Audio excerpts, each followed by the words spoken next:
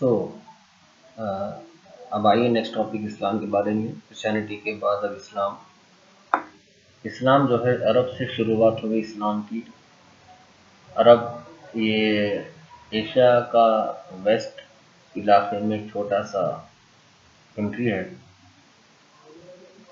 It is basically a desert. عرب میں جو ہے بہت اکثر عرب کی ساری زمین ریگستان ہے، اس لیے عرب میں کھیتی باڑی بہت کم ہوتی ہے. عرب میں اگر کہیں پانی ہے تو وہ صرف مکہ مدینہ میں پانی ملتا ہے. اسی لیے عرب کے بہت سے لوگ مکہ اور مدینہ میں جا کر کھیتی باڑی کرنے کے لیے جا کر بس جاتے ہیں. شروعات میں عرب کے لوگ ایک سے زیادہ خداؤں کو مانتے تھے، پتھروں کو، جھاڑوں کو، اس طرح سے بہت سی چیزوں کی عبادت کرتے تھے. اور کعبہ جو ہے ان کے لیے بہت مقدس اور مبارک مذہبی جگہ تھی. اس کے بعد ہمارے نبی حضور اکرم سرور عالم صلی اللہ علیہ وسلم کی جب مکہ میں ولادت ہوئی تو ان کے والد محترم آپ کی ولادت سے پہلے ہی وصال کر گئے، اور آپ کی ولادت کے بعد 6 سال کی عمر شریف میں آپ کی والدہ کا انتقال ہوا، اور آپ کی چچا نے آپ کی پرورش کی. آپ بکریاں چراتے تھے، اور جب بڑے ہوئے تو تجارت کا سامان لے کر مختلف مقامات کا سفر کرتے تجارت کی غرض میں. اسی طرح حضرت خدیجہ رضی اللہ تعالیٰ عنہ کا مال لے کر آپ تجارت کے لیے نکلے، اور واپس آنے کے بعد کیونکہ حضرت خدیجہ رضی اللہ تعالیٰ عنہ ہمارے نبی اکرم صلی اللہ علیہ وسلم کی اخلاق مبارک سے بہت متاثر ہوئی، اور آپ سے ان کا نکاح ہوا. ہمارے نبی کا نکاح حضرت خدیجہ رضی اللہ تعالیٰ عنہ سے ہونے کے بعد حضرت خدیجہ رضی اللہ تعالیٰ عنہ سے آپ کو 4 بیٹیاں 2 بیٹے پیدا ہوئے. اور اس کے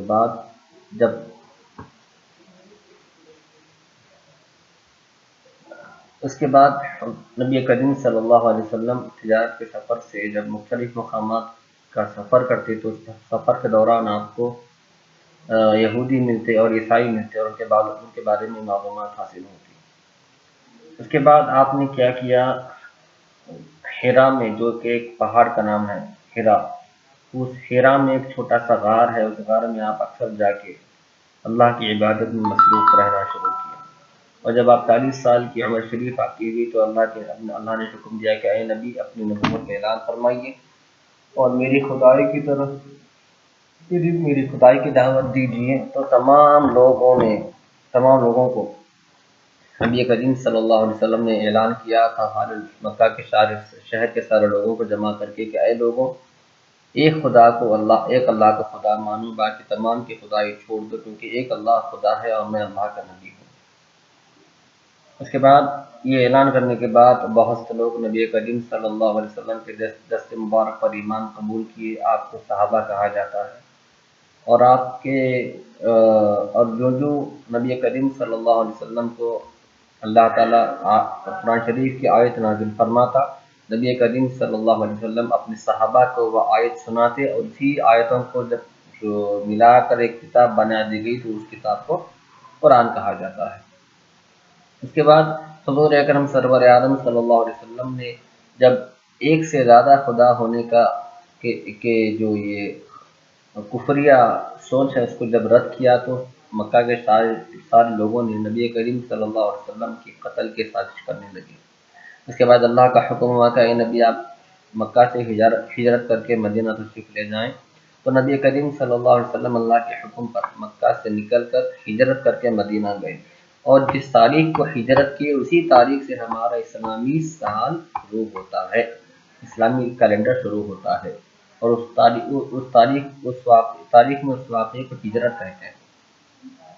جب آپ مدینہ تشریف لے گئے تو وہاں کے لوگ آپ کا پرزور استقبال کیے، آپ کی استقبال کر آپ کے یہاں پر ایمان لائے اور آپ کے تعلیمات پر عمل کرنا شروع کیے. اس طرح سے شہر مدینہ میں اسلام پھیلا، اور حضور اکرم سرور عالم صلی اللہ علیہ وسلم نے سارے لوگوں میں اسلام کی تعلیم عطا فرمائی.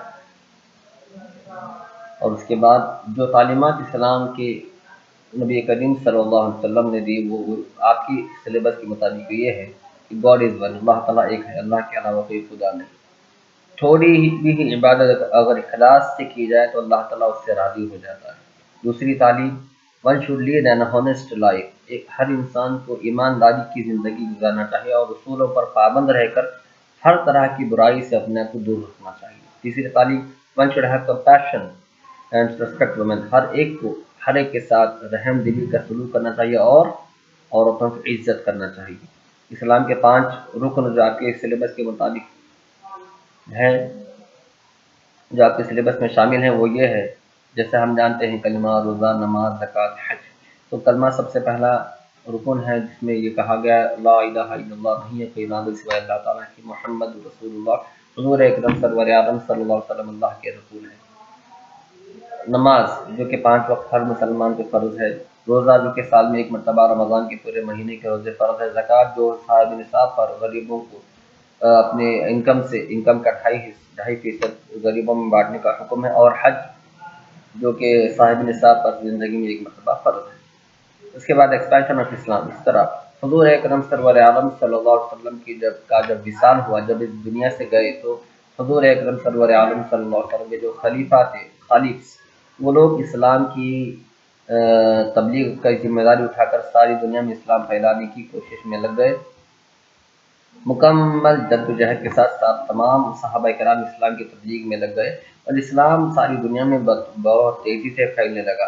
اب بہت تیزی سے کیوں پھیلا؟ اس کی وجہ یہ ہے کہ سمپلسٹی آف اسلام، اسلام کی سادگی، اسلام میں جو سادگی کی تعلیم دی جاتی ہے وہ لوگوں کو بہت پسند آنے لگی۔ ایفرٹس آف خلیفہ، اور خلیفہ اور خلفائے کرام کے رات دن کی محنت اور مشقت کی وجہ سے بھی اسلام بہت تیزی سے دنیا میں پھیلتا گیا۔ اور اس کے بعد ڈیووشن آف مسلم، مسلمانوں کی جو ڈیووشن ہے، جو رات دن اس کو اہمیت دے کر جو کام کرتے ہیں، جو کام کیے ہیں، اس وجہ سے بھی اسلام زیادہ پھیلا۔ ریلیجس انٹرسٹ آف سلطان، اور الگ الگ ملکوں کے بادشاہوں نے بھی اس میں دلچسپی لینے کی وجہ سے بھی اسلام بہت زیادہ تیزی سے پھیلنا شروع ہوا۔ کنڈکٹیو پولیٹیکل سچویشن، اور سیاسی سطح پر بھی اسلام کو بہت اہمیت ملی، اس وجہ سے بھی اسلام بہت زیادہ پھیلنے لگا۔ کنٹریبیوشن آف اسلام، اسلام نے کنٹریبیوشن کیا کیا؟ اسلام جب عرب میں پھیلنا شروع ہوا تو عرب کے لوگ ہر طرح کے تعلیمی طبقے میں پڑھنا شروع کیے، میڈیسن میں، میڈیکل میں، بہت سے صحابہ کرام ڈاکٹرز بنے، بہت سے صحابہ کرام نرس بنے، بہت سے صحابہ کرام سرجنس بنے، بہت سے صحابہ کرام گولیاں بنانے والے، ادویات بنانے والے حکیم بنے، اور بہت سے صحابہ کرام ایسے ہیں جو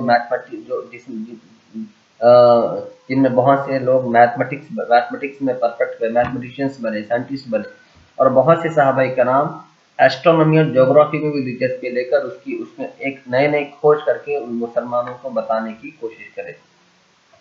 یہ تھا کنٹریبیوشن آف اسلام۔ اس کے علاوہ بھی اسلام نے بہت زندگی کے ہر موڑ پر تعلیمی اعتبار سے، پریکٹیکل اعتبار سے، عملی اعتبار سے کنٹریبیوشن کیا۔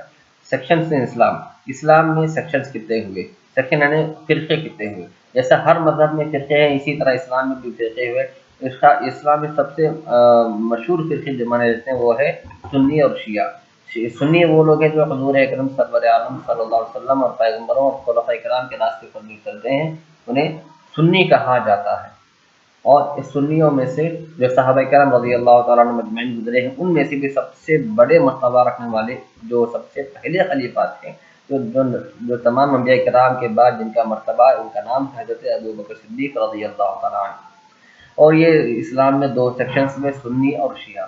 اس طرح اتنی ہی چھوٹی سی معلومات آپ کے سلیبس میں ہیں۔ آپ کے سلیبس کے مطابق یہ ہے اسلام کے بارے میں۔